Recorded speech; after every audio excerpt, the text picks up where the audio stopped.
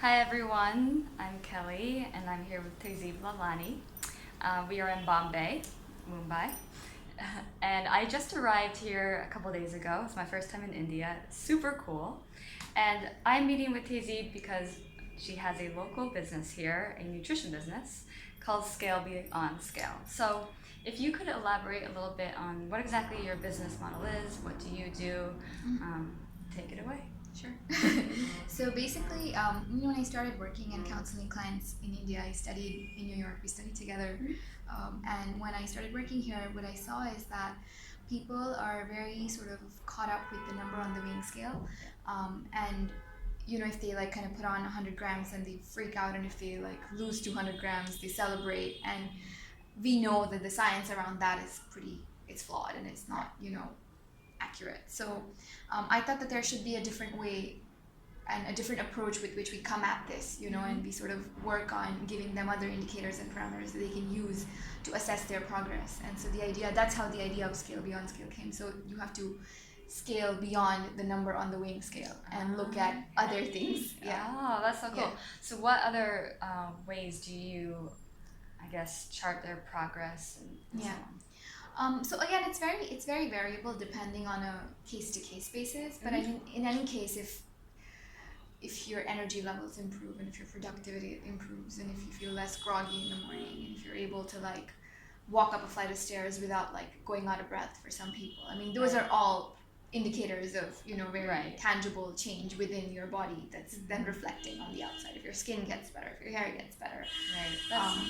if you might be losing inches but putting on weight because of the muscle, right? So there are so many ways of looking at it. But I mean, the idea just being that at the end of it, you need to think of, am I moving towards becoming a healthier, fitter version of myself, or am I just looking to, I don't know, dehydrate myself and lose water and then show that as a number lost on the scale? Exactly. I think that's wonderful that you're going beyond, because I think what, coming from America, working now in Dubai, is that food is emotional, and if people need to lose weight or gain weight, it becomes very emotional, and the scale can just be this emotional baggage, if you will. And it is, yes, exactly. It is, yeah. Okay, so that's great, and I think looking at things like energy levels, or the skin being cleaner or more clear is very important. Or even just getting people to become more intuitive about the process and what has changed. I mean, for women, if they're kind of hormonally imbalanced and if they start getting a regular menstrual cycle after just trying to eat better, I mean, that's a great sort of way of your body telling you that, hey, things are headed in the right direction. Absolutely. That's awesome. And then, so you have the business. Do you see clients in the office or over the phone, or how do you reach out to your clients? So there's a lot of different ways, but I mean, that's the one thing that I really love about our profession. I think that you don't have to limit yourself to clients within your neighborhood or even within your city or your country. So you can do a lot of online consults, because essentially it's just about bringing that change and giving them that inspiration and that motivation to be able to see that change through. Awesome. And do you have any specialty that you work with? I mean, I know as dietitians, weight loss or weight management is a big one that we all do. Diabetes is another. Is there something that you specialize in? So our degree has been in clinical nutrition. So my sort of specialty is any kind of clinical related issues, an outpatient center for any kind of clinical related issues. It could be diabetes, it could be blood pressure, it could be hormonal imbalances, it could be anything that's clinical. Okay, that's awesome. That's great. So on your website, I noticed you have 7 different principles. I'll talk about one of the principles. Not all 7, don't worry. And you say breakfast is a must. Why is it a must? Okay, that's a good one. So there's a lot of scientific research around this, and there's a lot of this I've even seen in application, that if you skip breakfast, you might just end up getting a headache, you might end up feeling acidic, you are putting your body in a caloric restriction very early on in the day. So then to make up for that calorie deficit, you might crave a bigger meal, or you have created that deficit, right? So your body needs to fill up that deficit, so then it ends up craving something that can do that instantly, and that's how you end up craving like something that's high sugar or high fat to fill up the lost calories that you didn't give yourself in the morning through and think about it, you're waking up after like a 5 to 8 hour fast, and if you're already, again, continuing to stay in that fasting mode, you're really throwing off the blood glucose levels in the body. So then when you do eat a meal, it's very difficult for your body to digest and get rid of all that blood sugar that's just going to be sitting in the bloodstream, and it's not good for you. And it makes sense too. And if you do forego breakfast, and some people don't even eat lunch, and they start to crave that sugary, they might grab something like a cookie or a donut and not a home cooked or salad or soup or whatnot where they're getting those nutrients. Yeah, or just a lot of coffee, which again then suppresses your appetite, and then it sort of, you keep suppressing it through the day, and then it kind of comes back with a vengeance, like at a later time when you're gonna like have a binge eating session, and again you're not gonna feel good after that, because you're gonna feel like, oh my god, I just need to like lay down and not move now. It's happened to my clients. Okay, well, I do agree with you on breakfast a must, and also I know we had talked a little bit before about this and saying that breakfast, we do need to make the time for it, but it doesn't have to be an elaborate spread. Right. And some of my clients will tell me I'm just not hungry in the morning, and oftentimes because they ate a lot the night before. Okay. So it's like, try to change the habits. And I think it's like a perception that maybe we need to just kind of go out and chatter. Is people think that I need to have a whole bunch of time to eat breakfast, and it needs to be like a leisurely, loungy sort of thing, which is great if you can do that. But if you can't, you can still have a healthy meal in the morning that's quick and not, it's not something you rush through. Right, so exactly. All right, so besides Scale Beyond Scale, you also have another business that you have started, which I think is super cool, working to help nutritionists and dietitians learn a little bit more business. So we went to school together at NYU, very clinical studies, but we did not learn a whole lot about the business side of starting your own business. Yeah. So can you elaborate a little bit on that? Yeah, I mean, I had to learn everything on the job, right? I mean, I'm still learning, and I know you were telling me that you still are, and you struggle with sort of that side of everything, and I saw people here struggling a whole lot with that too. And when I first, and it's not that's not a company that's completely mine. It's co-founded with someone, as opposed to Scale Beyond Scale, which is a proprietorship. People who I spoke to, my acquaintances, colleagues, friends, family, they were like, but why are you teaching your competitors how to do business, And I'm like, because ultimately the end goal is to empower everyone to then empower everyone else to eat better. And then, so that's there's a greater good there. So it's a 6-week program. It's completely online. And you just sort of watch the video lectures, and then you come to us once or twice a week. We have a discussion and solve all the assignments. And every week has a theme, So we go through a lot of things just around design, website, branding, sales, how to run like marketing campaigns, SEO, SEM, digital marketing, Facebook ads. There's just so much that you're wearing so many hats when you just start a business, and you're trying to do so many things, and then sometimes you feel disillusioned and you lose focus, and you go like, but that's not what I wanted to do in the first place. That's not what I went to school for. Right? So just to be able to give you at least a little bit of like how to do all of these things, or even if you're at a capacity where you can hire people to do them for you, you would need to know what they're about, so that someone else can't really take you for a ride. Absolutely. Like I had this incident once where I was working with a web developer, and he said something about like, oh, well, this is going to take me a month because like the algorithms are really complex. And I was like, oh, okay. And then I had friends who are engineers, and I spoke to them, and they're like, no, it doesn't take a month, it'll take a week. And then I went back to him, and I was like, but it's, then you need to know these things. Exactly. Yeah.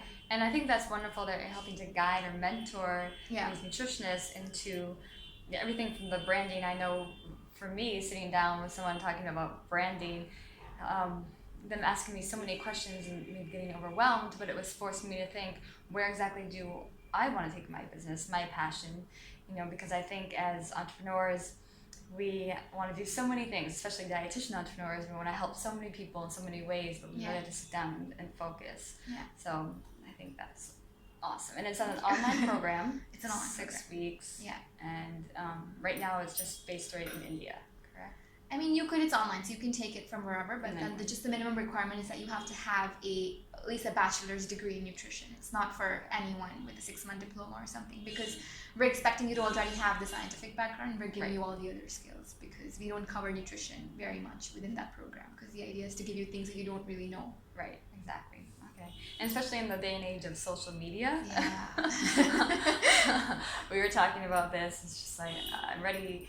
I haven't really full blown started my business, but I'm ready to hire on someone to do the social media part. Yeah.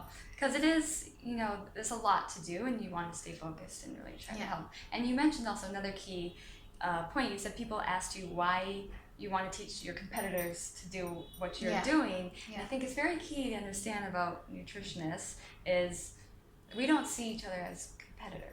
I don't think we should. I mean, I think that generally the environment needs to become more collaborative. Yes, absolutely. And I think that's the culture that I don't see that a lot here. I saw that when I was studying abroad. I think people don't have as many insecurities, if I can say that. But that's the culture that we're trying to build and create here. I mean, it takes time, but we're working on it. I think that's wonderful. Yeah. It's awesome. Okay, so moving beyond that, you've also done some really cool going out in the field, literally and figuratively, to experience biodynamic farming. So this is something I've been reading up a little bit more about, and I just learned yesterday that India is a huge producer and exporter of coffee beans. Yeah. And you went to, was it a coffee farm? It was a coffee plantation. Yeah. Coffee plantation. It was a 4-day workshop on biodynamic farming, and it was just serendipity, honestly. I mean, I got an email in my inbox, and just years ago, a friend of mine she had some land and she wanted to get into organic and biodynamic farming. And she was like, why don't you come with me for this workshop? Because the industry that you work in, it's sort of very closely correlated and you'll get to learn things. And we never ended up going for that one because she ended up doing something else with her life. And I was still on their database, and I just got that one email and I saw it and I was like, this just looks amazing and I need to try it out. And that's just how I ended up going there. And my whole idea, everyone over there, they were all farmers and I was not. And I was like, the only reason I'm here is because I want to understand that where exactly does the food come from? Is it really organic? Is it really biodynamic? What are the certifications that we need to look for? And how does the whole process happen? Right. And that's what got me interested. So it was a really nice workshop. And I mean, they were trying to empower these farmers how to not get dependent and reliant on pesticides, and how their soil can become very self-sufficient, especially for a country like India. We're a farming economy, we've had that for centuries, and then we had like an onset of corporations come over and give us these seeds and stuff, and then it kind of the farmers had to go through a process of then unlearning that and then relearning things that their ancestors were practicing for like centuries ago. So it was very interesting. So with biodynamic, because everyone knows about organic, and maybe some of you have seen biodynamic out there, what is the main difference between that and the organic farming? So anything that's biodynamic will be organic, and anything that's organic may not necessarily be biodynamic. Okay. So biodynamic is basically when they're following certain cosmic rhythms and some sort of stuff around it that is making they're sowing the seeds at a certain time, which apparently makes it a whole lot more conducive and gives you higher yield and better yield.